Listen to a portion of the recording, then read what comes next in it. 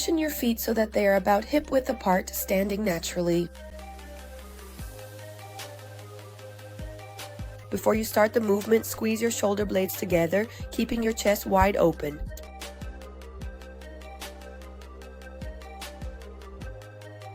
Your knees should be slightly bent. The stiff movement comes from your hips, not from your spine. To do this, you must keep your spine straight without rounding it and drive all the force through your heels, pushing your glutes way back. Slide the bar very close to your legs to really engage your hamstrings without putting stress on your spine. Be careful not to strain your neck. Look down as you lower the bar so your neck stays in line with the rest of your spine. Lower the bar until you feel a good stretch in your hamstrings, and as you come up, squeeze your glutes but avoid hyperextending your back. I hope I've helped you with these tips.